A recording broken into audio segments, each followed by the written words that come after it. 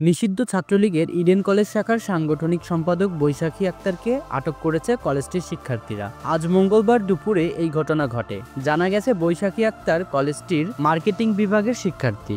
তিনি বিভাগের সংশ্লিষ্ট কাজে এসেছিলেন। পরে শিক্ষার্থীরা তাকে চিনতে পেরে অবরুদ্ধ করে রাখেন। পরবর্তী সময়ে পুলিশ এসে তাকে নিয়ে যায়। এ বিষয়ে লালবাগ থানার ভারপ্রাপ্ত কর্মকর্তা জানান, তাকে উদ্ধার করে থানায় নিয়ে যাওয়া হয়েছে। ইডেন কলেজে অনার্সের সার্টিফিকেট তুলতে গেলে তাকে আটক করে শিক্ষার্থীরা।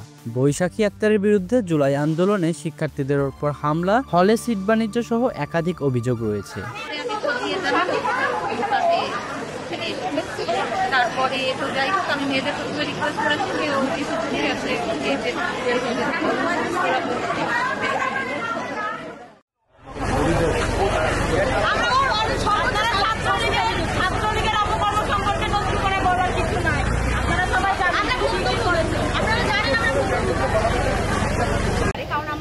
ক্যাম্পাসে এখন ছাত্রলীগের আনাগোনা নেই। আমাদের ক্যাম্পাস এখন যথেষ্ট শান্তিপূর্ণ আছে।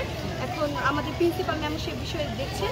এখন উনি হঠাৎ করে কেন এসেছেন সেটা জানি না। এখন আপনারা প্লিজ কাইন্ডলি, আপনাদের সবাইকে ধন্যবাদ, আপনারা এসেছেন। এখন আপনারা ভিডিও রেকর্ড করেন। আগে তার কর্মকাণ্ড কি ছিল এই ইডেন কলেজে? ওনার তো কত কর্মকাণ্ড ছিল। উনি কলেজে যায় এখানে সক্রিয়ভাবে মেয়েদেরকে বাড়ছে। বিস্তারিত ওনাকে জিজ্ঞাসাবাদ করে আমি উনি ক্লাস ঠিক কারণে আসছে, উনি আসছে ওনার পার্সোনাল সার্টিফিকেট। পরবর্তী প্রক্রিয়াটা আসলে কি? আমার কাছে আইনের সমর্থন